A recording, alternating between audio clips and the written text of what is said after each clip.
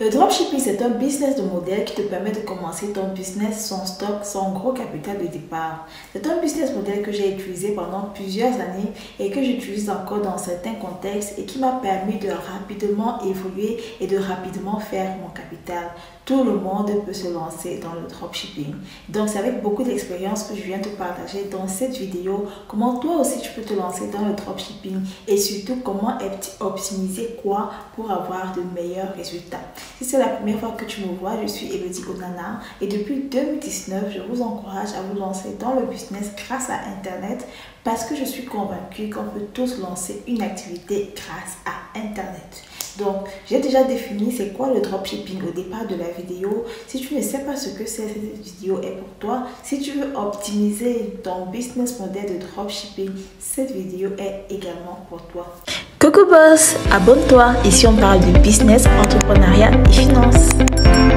Deux axes qui seront super importants dans ton dropshipping si c'est le business model qui te correspond. Le premier axe ou alors la première catégorie qui est super importante pour toi, c'est la question logistique.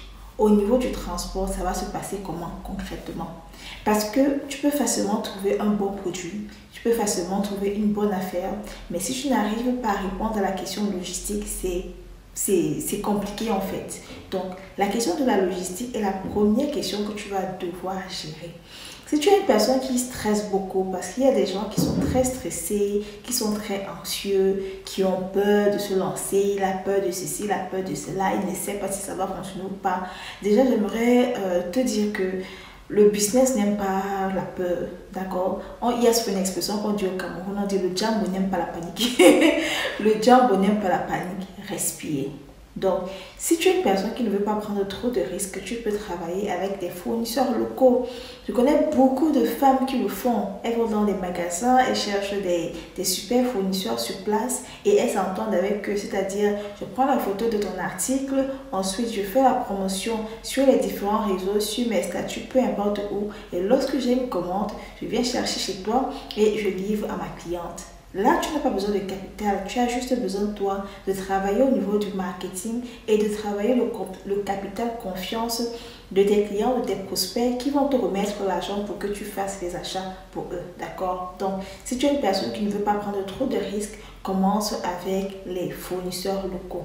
Maintenant, si tu veux élever le niveau, si tu veux ouvrir ton boulevard d'articles que tu veux proposer, alors tu peux faire avec des fournisseurs internationaux.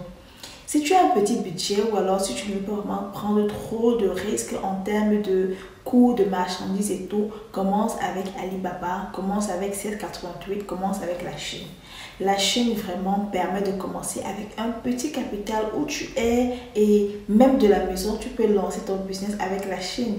Peu importe où tu te trouves, en France, au Sénégal, au Cameroun, en Côte d'Ivoire, au Congo, peu importe où tu te trouves, tu peux commander de la Chine, recevoir ta marchandise et te faire un gros capital. Si tu commences light, alors je ne te recommande pas du tout de commander des électroniques, je ne te recommande pas de commander des matériaux liquides comme des parfums ou alors des crèmes et tout. Pourquoi? Parce que si tu commandes de Alibaba et que tu commandes des trucs comme des parfums, franchement, tu ne vas pas t'en sortir parce qu'au niveau du transport, ce sera énormément cher. Et si tu commences encore et que tu es en train de constituer comme ça ta base de clientèle, alors à ce moment-là, je ne te conseillerais pas du tout de commander tout ce qui est liquide, tout ce qui est électronique, tout ce qui va te compliquer la vie. Déjà parce qu'au niveau du transport, ça va te coûter beaucoup plus cher et au niveau de la douane, tu peux avoir des problèmes. Donc, si tu veux jouer un peu, tu veux élever un peu ton niveau, alors tu vas sur des fournisseurs internationaux. Et si tu veux commander de la Chine, je recommande les plateformes comme Alibaba, 1688, Made in China. Bon, les gens sont plus habitués avec Alibaba, c'est facile de commander sur Alibaba. Il faut juste savoir comment avoir des transitaires, comment trouver des fournisseurs qui ne vont pas vous arnaquer. Parce que malheureusement, oui, sur Alibaba, il y a des arnaqueurs, il y a des personnes qui créent des pages comme ça là et qui se font passer pour des fournisseurs. Vous leur envoyez l'argent et ensuite ils vous bloquent. J'ai même lu l'histoire d'une dame qui a perdu près de 10 millions, près de 15 000 euros sur la plateforme Alibaba. C'était la première fois que j'entendais un truc comme ça et je ne savais pas que ça pouvait arriver sur une plateforme aussi sécurisée que celle-là. Donc, Prenez vraiment le temps et de choisir le bon fournisseur. Il y a les mécanismes pour s'assurer que le fournisseur qu'on choisit, ce n'est pas un arnaqueur et tout. Et ça, ce sont des trucs qu'on apprend dans le cadre des formations. Donc, la question logistique, c'est une question que vous allez vraiment travailler parce que c'est ici que ça va déterminer si effectivement, oui, ça va fonctionner ou pas. Deuxième question, au niveau du sourcing, qu'est-ce que tu vas vendre concrètement? Moi, je recommande toujours de vendre les trucs qui vont intéresser les femmes. Pourquoi? Parce que les femmes, ce sont des acheteuses compulsives. J'en parle parce que moi, je suis une femme. Ça fait des années que je suis dans le business en ligne et 97% de mes clients, ce sont des femmes. Les femmes, ce sont des acheteuses compulsives, ce sont des acheteuses émotives. Donc, tout ce qu'elles achètent, plus ou moins, c'est lié soit à leur beauté, c'est lié soit à leur bien-être, c'est lié à l'émotion. Donc, si tu arrives à trouver un article qui touche un de ces pans-là, un de ces aspects-là, je t'assure que tu vas rapidement te faire de l'argent. Donc, ton fournisseur, il est où? Si ton fournisseur il est en Chine, alors il faut régler la question de la logistique avec lui.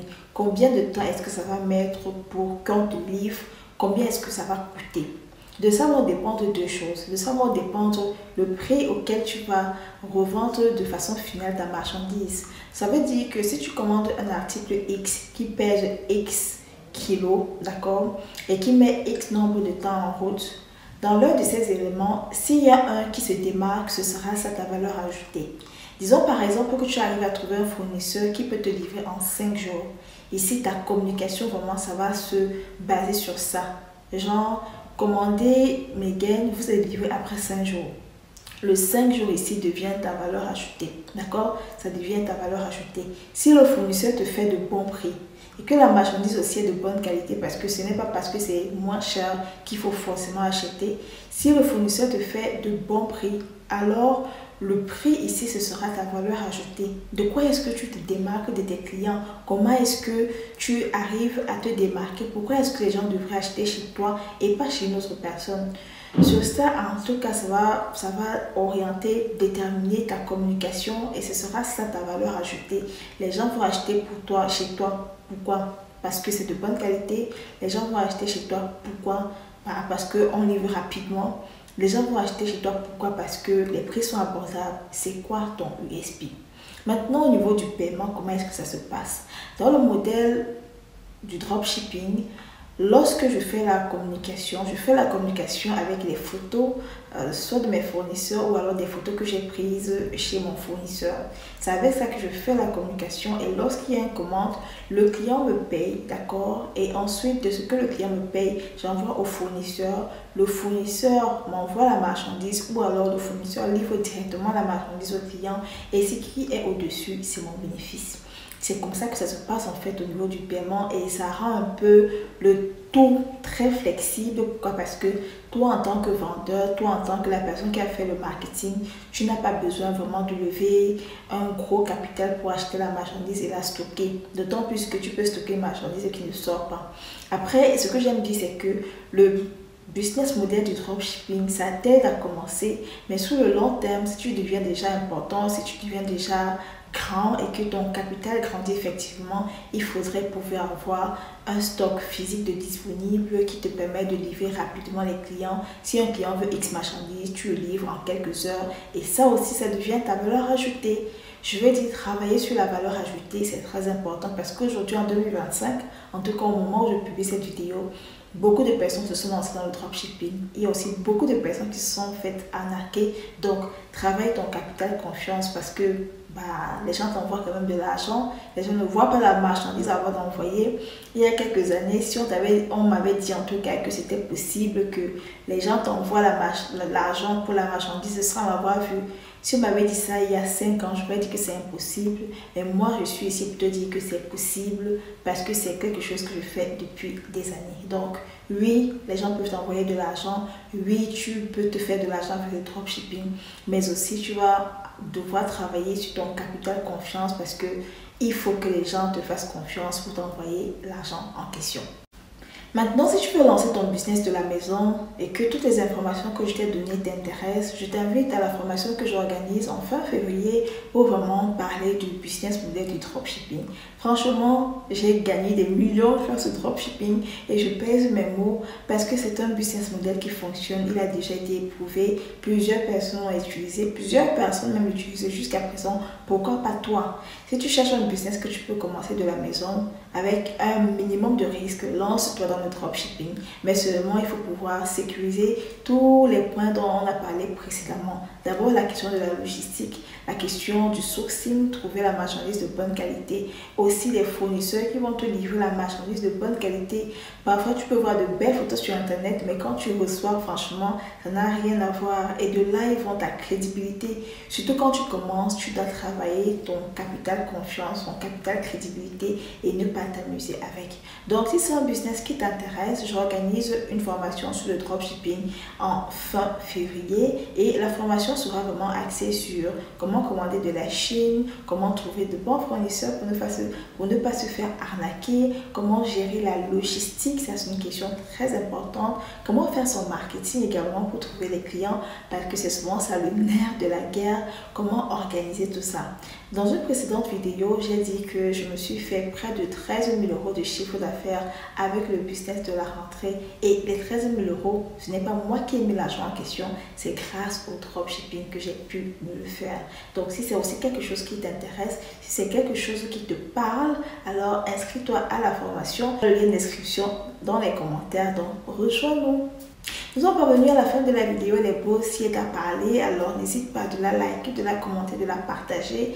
N'hésite pas également à t'abonner à ma chaîne YouTube parce que ça m'encourage de voir des personnes qui se connectent tous les jours, qui s'abonnent tous les jours. Ça m'encourage à créer encore plus de contenu comme ceci. Je suis également très active sur ma page Facebook, Les Histoires qui vous parlent, où je partage du contenu régulièrement. Nous sommes également dans les chaînes Telegram et WhatsApp. Tu trouveras les liens dans la description. Pour ma part, ça a été vraiment un plaisir de partager de mon expérience avec toi. Merci de m'avoir écouté. Ciao les boss.